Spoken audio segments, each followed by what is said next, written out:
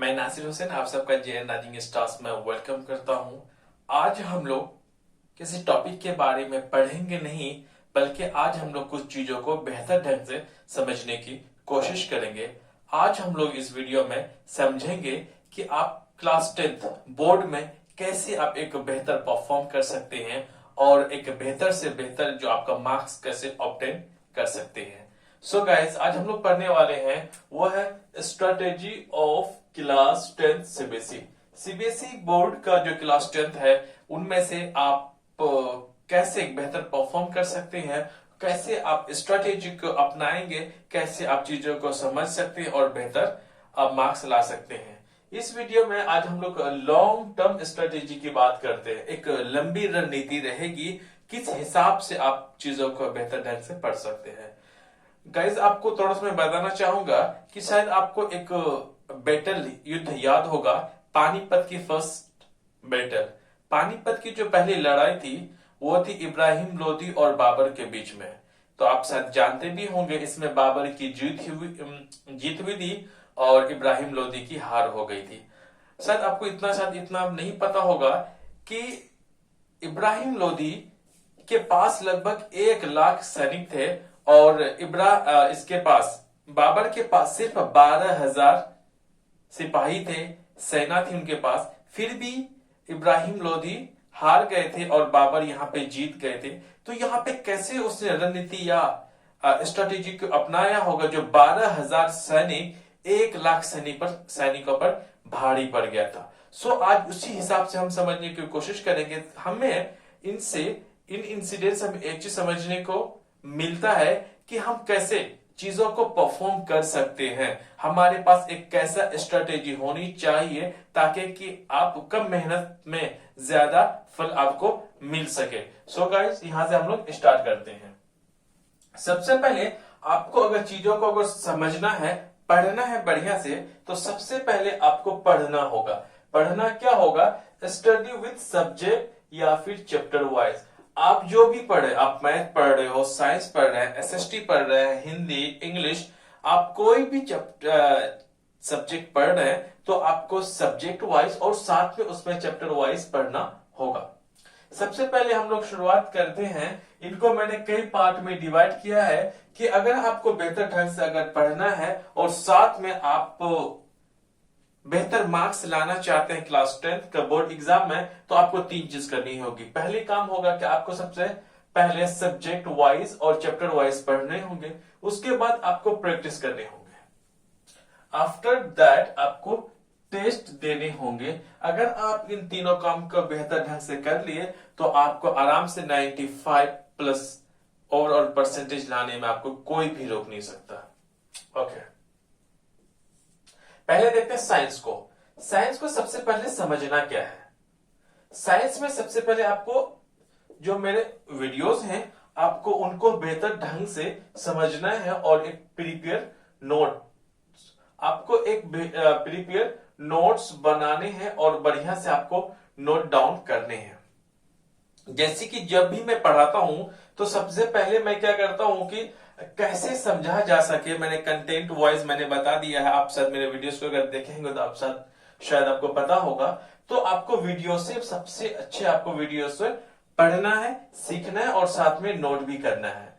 Note करने के बाद जब आप पूरा नोट कर लेंगे, पूरा एक चैप्टर को आप समझ लेंगे। जैसे कि एग्जांपल लेता हूं, अगर हम लोग केमिकल रिएक्शंस और इक्वेशंस पढ़ते हैं साइंस का फर्स्ट चैप्टर, तो आपको सबसे पहले पूरे वीडियो को देखना है और साथ में आपको सारे चैप्टर नंबर 1 को कंप्लीट करना है। जब आप कंप्लीट कर लेंगे, पढ़ लेंगे, तब फिर आपको बुक पढ़नी है। आपको एनसीईआरटी की साइंस की बुक पढ़नी है। बुक को पढ़नी कैसे है ये बहुत जरूरी है। अक्सर बच्चे क्या करते हैं, वो नोट से ज्यादातर प्रिपेयर कर लेते हैं, वो क्वेश्चंस आंसर्स को रटना शुरू कर देते हैं, वो बुक को नहीं समझते। क्योंकि वाकई आपको बेहतर करना है अपने जिंदगी में, कुछ अच्छा करना है, आपको पढ़ना बहुत जरूरी है और पढ़ने के लिए भी आना चाहिए। जब आप जिस स्टेज पे रहते हैं तो इस वक्त तो आपको चीजों को पढ़ना बहुत ही जरूरी है। क्योंकि जब आप ग्रेजुएशन में जाएंगे तो आपको सेल्फ स्टडी ज्यादातर बच्चों को करनी ही पड़ती है। तो आप बुक को समझे। बुक को समझना कैसे है, वो हिंदी में समझना है। हिंदी का मतलब ये हो गया, जितनी भी चीजें आप उस चैप्टर में पढ़ेंगे आपको सब कुछ हिंदी में आना चाहिए कि केमिकल रिएक्शंस क्या होते हैं, इक्वेशंस क्या होता है, डबल डिस्प्लेसमेंट रिएक्शन क्या होता है, रिएक्शन क्या होता है। तो जब इन सब चीजों को अपनी भाषाओं में जब आप जानेंगे तो आपको यह एक लंबा समय तक आपको ये सब चीजें याद रखने में मदद करता है। उसके बाद आपको क्या करना है, उसी बुक के बैक एक्सरसाइज को आपको लर्न करना है या फिर सॉल्व करनी है, आपको बेहतर ढंग से करना है। करने के बाद जब आप पूरी चीज अगर इस चैप्टर को अगर आप कर लेते हैं तो आप रेफरेंस बुक की चाहे तो मदद ले सकते हैं, अदरवाइज इतना से ही आपका काम हो जाएगा। ओके, आ गई बात समझ में। अब हम लोग करेंगे क्या इसमें, अब आ जाते हैं सेम चीज फिर मैथ्स पे आ जाते हैं। मैथ्स पे आ जाते हैं तो मैथ में सबसे पहले आपको फिर वीडियोस को देखना पड़ेगा। JN राइजिंग स्टार्स के प्ले लिस्ट में आप जाएं। प्लेलिस्ट में जाने के बाद आपको सारे जो साइंस है, मैथ्स है, जो जो चीजें हैं आपको पढ़नी है वो चीज आपको यहाँ पे मिल जाएंगे। तो आपको वीडियोस फिर पढ़ना है मैथ्स का। देखिए सबसे पहले मैंने वीडियोस का रखा है, फिर मैंने बुक्स को रखा है, फिर मैंने रेफरेंस बुक को रखा है। बहुत अहम जरूरी है, जब आप वीडियोस को देखेंगे तो कोई भी चैप्टर के बारे में तो वो आपको क्या बेहतर ढंग से समझ में आएगा। जब आप बुक्स की भाषाएं उस हिसाब से रहती हैं कि आपको समझना थोड़ा सा बच्चों को मुश्किल हो जाता है, इसीलिए वीडियो में जब आप उन सब चीजों को आप सुन लेंगे, पढ़ लेंगे तो आपको एक कॉन्फिडेंस लेवल हाई हो जाएगा। अक्सर क्या होता है कि जबकि पढ़ाई के इसमें जब आपके टीचर, क्योंकि आप उसमें भरोसा बहुत ज्यादा करते हैं, आपको पता है कि वो आपको सही बताते हैं, कहीं कहीं आप जब पढ़ रहे होते हैं तो अपने आप से ज्यादा आपको अपने टीचर पर भरोसा होता है कि नहीं ये हमें सही बता रहा है, और सही बता रहा है तो इनसे क्या होता है आपका कॉन्फिडेंस लेवल हाई हो जाता है। इसीलिए वीडियोस में जब भी मैं पढ़ाता हूं तो ताकि कि आपको जितने भी डाउट्स हैं हो सके आपको वहां पे क्लियर हो जाए। और सबसे अच्छी बात यह है कि जब भी आप ऑफलाइन क्लासेस लेते हैं, किसी कोचिंग सेंटर्स में लेते हैं या फिर स्कूल्स में लेते हैं, जब टीचर अगर कुछ बोर्ड में लिखाना शुरू कर दे और बोलना शुरू कर दे तो कभी कभी क्या होता है चीजें आपका माइंड से स्किप करने लग जाता है, वो चीजें आप क्या होता है कंफ्यूजन होना शुरू हो जाता है, जिसके वजह से आप किसी न किसी क्वेश्चंस को बेहतर ढंग से समझ नहीं पाते हैं। तो इसमें अच्छी बात यह है कि आपको कोई भी चीज अगर समझ में नहीं आता है आप चाहे 2 से 3 बार आसानी से देख सकते हैं, बैक करके देख सकते हैं, ताकि कि आपको समझने में बेहतर ढंग से मदद मिलेगी। जब आप पूरे पढ़ लेंगे, मैं चैप्टर वाइज में पार्ट्स जो चैप्टर्स है उसको मैं पार्ट वाइज में डिवाइड कर देता हूं वीडियोस में, तो आप उसको वीडियोस को पूरे चैप्टर को बहुत बेहतर ढंग से आप कीजिए। करने के बाद आप समझ जाएंगे तो फिर उसके बाद फिर आप बुक्स के जो एक्सरसाइज है उनको सॉल्व करना है।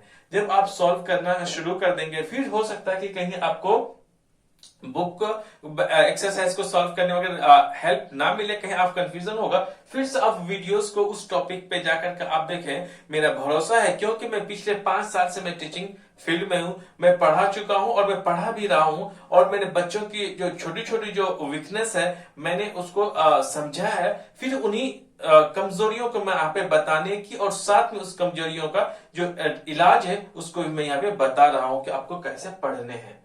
सॉल्व करने के बाद जब आप कर लेंगे तो आपके कॉन्फिडेंस लेवल एक चैप्टर पे आपको क्या हो जाएगा, बढ़िया हो जाएगा। आपको सारे चैप्टर पढ़ने हैं, सारे सब्जेक्ट्स को भी पढ़ने हैं।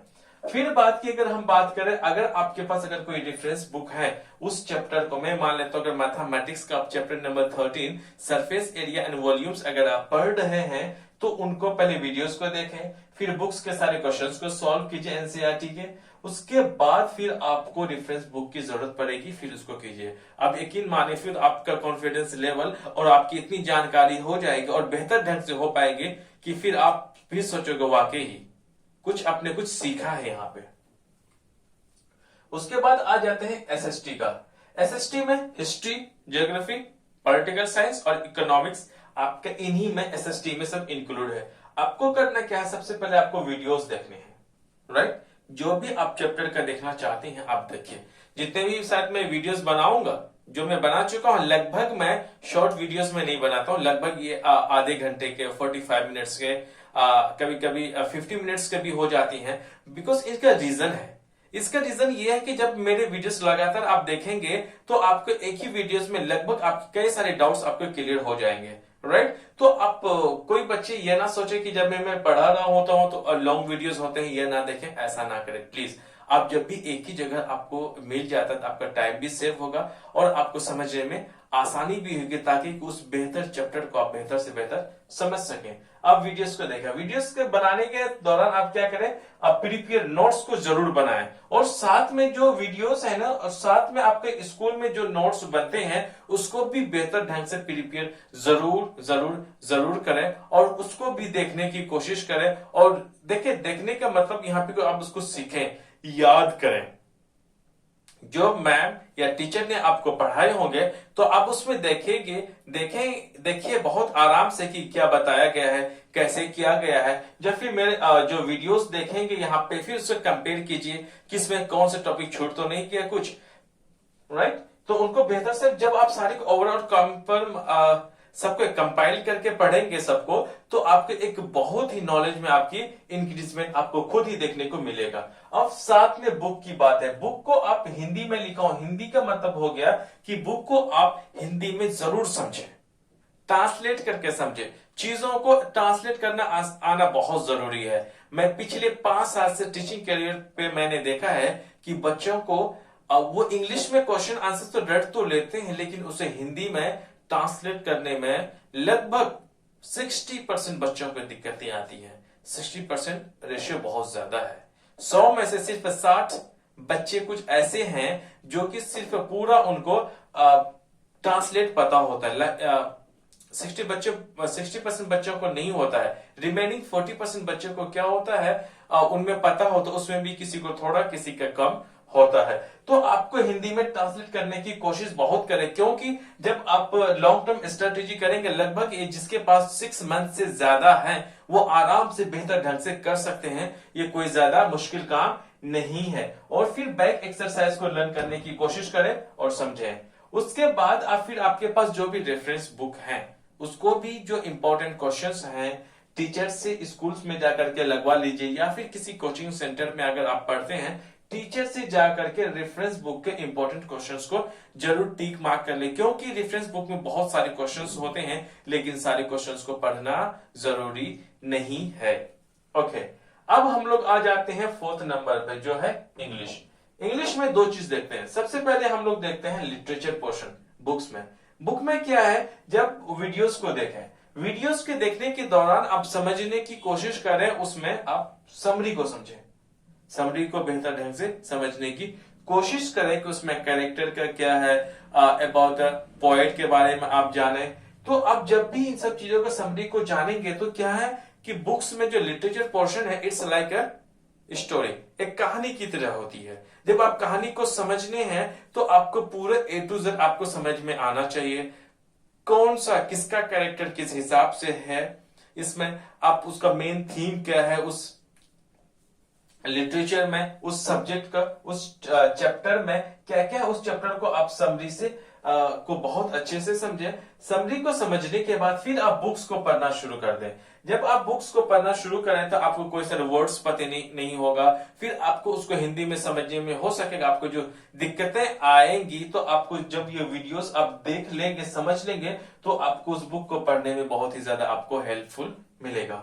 उसके बाद फिर उस बुक को बैक एक्सरसाइज को जरूर से जरूर लर्न करने की कोशिश करें। लर्न करने के मतलब आपको याद हो जाने चाहिए। जब भी आप क्वेश्चंस का हिंदी में मतलब समझें कि क्वेश्चंस क्या कहना चाहता है, फिर आप जो भी आंसर्स करें पहले आप उसको क्या करना है, हिंदी में करना है। और साथ में आप जब भी करें आपको प्रैक्टिस करना बहुत जरूरी है। फिर मैं अभी आपको मैं यहाँ बताऊंगा। उसके बाद फिर आ जाते हैं ग्रामर में। ग्रामर, इंग्लिश ग्रामर में क्या है, जब वो वीडियोस देखें, इंग्लिश ग्रामर के जो भी वीडियोस देखें जो आपके सिलेबस में आता है, तो उसका फॉर्मेट देखें। जैसे कि आपका राइटिंग स्किल में हो गया, लेटर्स में हो गया, तो आपको फॉर्मेट को समझना बहुत जरूरी है। जब आप फॉर्मेट को समझ लेंगे तो आपका कंटेंट अच्छा से बन जाएगा। एग्जामिनर्स वो ज्यादातर क्या देखते हैं, उसका कंटेंट्स को देखते हैं, राइट। आपको फॉर्मेट्स बेहतर ढंग से आना चाहिए। और साथ में जो स्कूल नोट्स हैं, देखिए सबके आपके स्कूल के नोट्स तो मिलेंगे ही, आपको वो तो एक्स्ट्रा करने हैं, राइट। आपको अगर बेहतर ढंग से उसके साथ साथ स्कूल के जो भी आपके नोट्स मिल रहे हैं याद कर रहे हैं, अगर आप इसको पूरे अगर आप फॉलो कर लेते हैं, मेरा 5 साल के टीचिंग एक्सपीरियंस से मैं कह सकता हूं, वो भी यकीन के साथ कह सकता हूं, आपका 95% से आपको कोई भी नहीं रोक सकता, वाकई आप जब इस पे करेंगे तो। ओके, अब हम लोग फिर देख लेते हैं इसमें क्या हमने देख लिया कि ग्रामर पोर्शंस में देखना है इसको, कि इसको नोट्स जो है आपके पास वो देखिए, और साथ में प्रैक्टिस करना बहुत जरूरी है, आपको आना चाहिए। आप लिखिए जो भी आपको नोटिस राइटिंग है, राइट, तो वो भी आपको लिखना बहुत जरूरी है। जितने भी राइटिंग्स हैं आपके, वो भी लिखना बहुत जरूरी है, ताकि कि रिटन प्रैक्टिस जो है आपका कमाल का काम करता है, बूस्ट की तरह काम करता है। उसके बाद फिफ्थ है, वो है आपका हिंदी। हिंदी में करना क्या है, एज इट इज करनी है। जैसे कि अगर आपको देख लें हिंदी में, तो वो है आपका लिटरेचर पोर्शन। लिटरेचर पोर्शन में आपको वीडियोस देखनी है, आप हमारे चाहे तो आपको प्लेलिस्ट में मिल जाएगा, या फिर आपको हमारे वीडियोस, अगर इस कई सारे वीडियोस हैं जो कि आपको ना मिले तो कहीं और आप जाकर के देख सकते हैं, जो आपको यूट्यूब में जो बेहतर ट्यूटर लगे। ये मैं नहीं कहता आप मेरे ही वीडियोस देखें, लेकिन मैंने कुछ सिस्टमेटिक हिसाब से मैंने बताया है, उसी हिसाब से मैं बता रहा हूं, ताकि कि आपको हेल्पफुल साबित मिले। अगर आपको भी लगता है कि अगर यूट्यूब चैनल पर अगर कोई और बेहतर टीचर है जो कि आपको यहां से बेहतर अच्छा समझ में आता है, तो आप प्लीज को भी फॉलो करें। और जो फॉलो करने के दौरान जो ऐसे हैं, आप बिल्कुल इसी हिसाब से करें, राइट। वहां पे आपको शायद ना बताया गया हो, लेकिन आप इस स्ट्रेटेजी को जब आप फॉलो करेंगे तो आप बिल्कुल आप 95+ कैटेगरी में काउंटेड होंगे। आप वीडियोस को देखना है, वीडियोस को देखने के दौरान फिर आपको समरी समझना होगा, जितने भी चैप्टर्स होंगे उसको समरी को आप जरूर समझें, कि भाई उस चैप्टर में क्या समरी दिया गया है, उसका क्या क्या उसमें जो कैरेक्टर्स है उसको समझें। फिर आपको बुक को बहुत अच्छे से पढ़ना है, तो वो हमारी हिंदी भाषाओं में है, तो फिर अपने भाषाओं में समझकर लिखिए उनको, और फिर इसको अंडरस्टैंड कीजिए बहुत बेहतर तरीका से। समझने के बाद फिर आप इसको एक्सरसाइज को क्या करना है, लर्न करना है। अब तो बात हो गई कि आपको पढ़ना है chapter wise, subject wise, okay, ये तो बात आगे समझ में। अब आ जाते हैं कि प्रैक्टिस में, प्रैक्टिस क्या करना है। प्रैक्टिस एक कमाल की चीज होता है। अभी मैंने आपको जो मैंने बताया इब्राहिम लोदी और बाबर के बारे में, जो बाबर के जो सैनिक थे वो बहुत ही शातिर दिमाग के थे, और साथ में वो प्रैक्टिस बहुत ज्यादा क्या करते थे, प्रैक्टिस इस हिसाब से करते थे कि वो युद्ध के मैदान पे कैसे दुश्मनों से लड़ सके, किस हालात पे लड़ सके, और अपने आप को कैसे दुश्मनों के सामने मजबूत दिखा सके, है ना। तो उसी हिसाब से आपको तो एक बेसिक चीजें थी जो कि आप करते आ रहे थे, ट्रेडिशनल था आपका ये, बिल्कुल आप करते हुए आ रहे थे, आपको समझ में आ भी रहा होगा, आप बिल्कुल इसको आप यहाँ पे फॉलो कर सकते हैं, और शायद कोई कुछ बच्चे तो कर भी रहा होगा। अब आ जाता है आपको करना क्या है, नेक्स्ट काम आपको प्रैक्टिस करना है। प्रैक्टिस क्या करना है, after study practice of every chapter is very very important. पढ़ने के बाद प्रैक्टिस बहुत ही ज्यादा जरूरी है। मैंने बोला कि लर्न करना है, याद करना है, याद तो कर लेता है बच्चा, याद तो कर लेता है, लेकिन उसको प्रैक्टिस नहीं करता है, जिसकी वजह से कहीं ना कहीं वो पीछे रह जाता है। ऐसा नहीं कि मेहनत नहीं करता, मेहनत तो करता है, लेकिन प्रैक्टिस नहीं करता है वो भी सही डायरेक्शन पे, जिसकी वजह से पीछे रहने के बच्चे के वजह बन जाता है। और फिर वही बच्चे जो कि इनके साथ साथ जो बच्चा प्रैक्टिस कर भी लेता है, वही फिर आगे की तरफ बढ़ता है।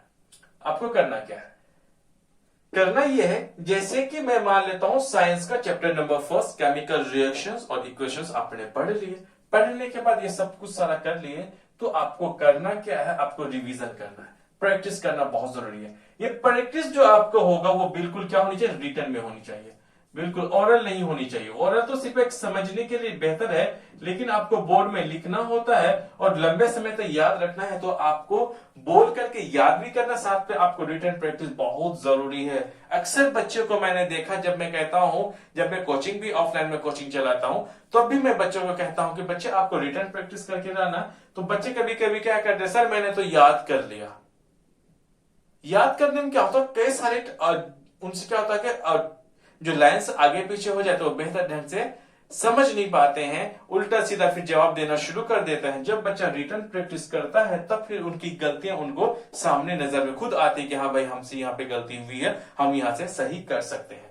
उसके बाद चैप्टर नंबर 1 को मैंने एग्जाम्पल लेकर माना हूं, तो फिर उससे अहम चीज है वो है प्रीवियस ईयर्स का क्वेश्चन पेपर को आपको सॉल्व करना है।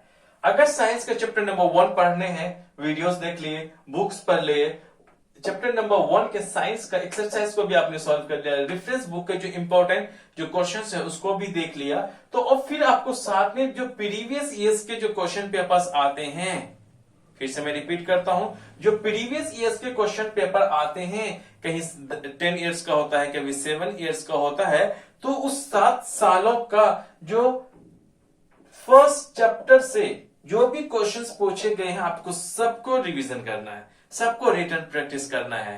अगर आपने ये कर लिया तो आप लगभग अपना जो प्रैक्टिस है, तैयारी है, 80% डन हो जाएगा। मैं 80% बोला हूं, अभी मैं 100% में नहीं बोला हूं। 100% में क्यों नहीं बोला हूं आगे बताऊंगा।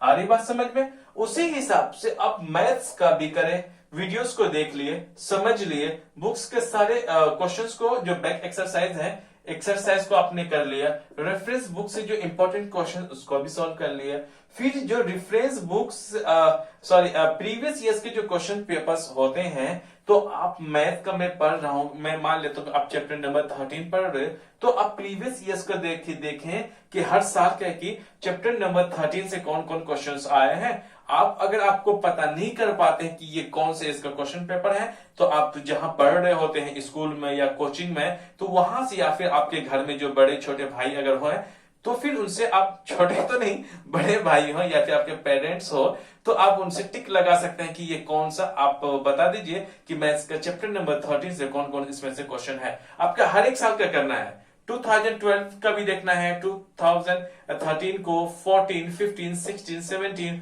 आपको लगभग 20 तक, क्योंकि जब मैं वीडियोस में बना रहा हूं ये 2021 चल रहा है, अभी ये फरवरी का मंथ है, आज 5 फरवरी है।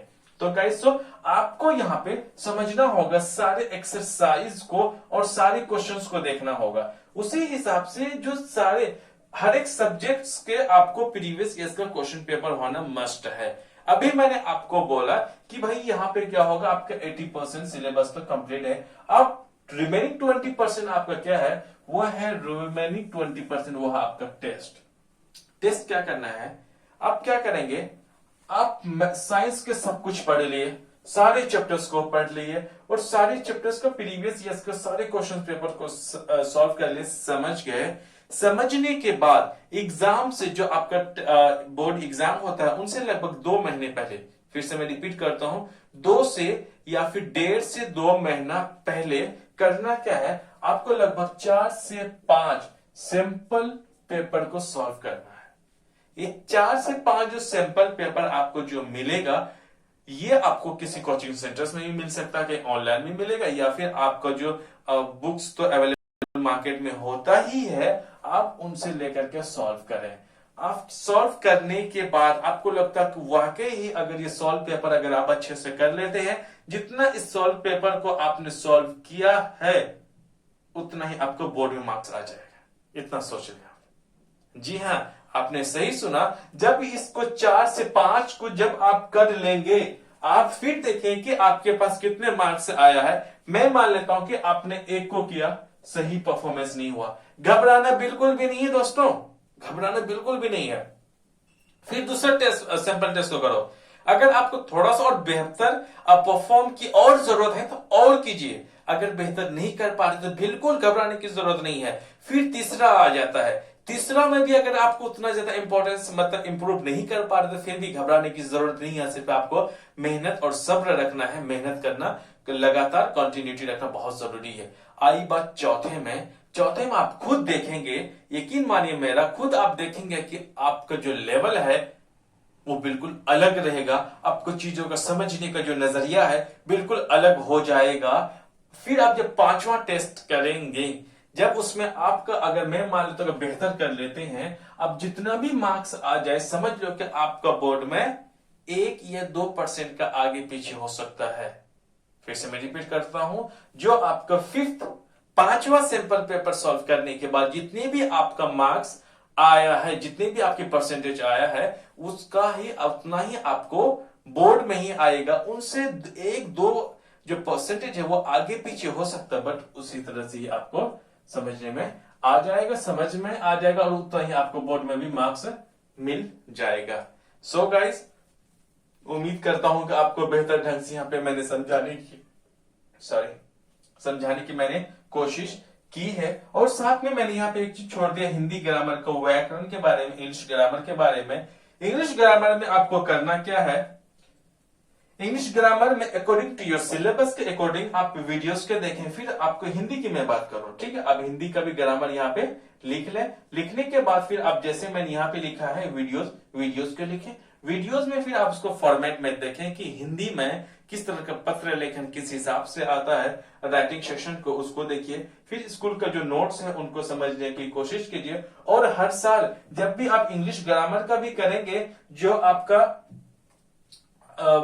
लिटरेचर जो भी आपका जो राइटिंग सेक्शन का है वो भी आपका प्रीवियस ईयर्स में सॉल्व किया हुआ मिलेगा, ताकि आपको बेहतर ढंग से समझने में मदद मिल सकेगा। सो गाइस, उम्मीद करता हूं कि आप बेहतर ढंग से समझ पाए होंगे। So thank you very much.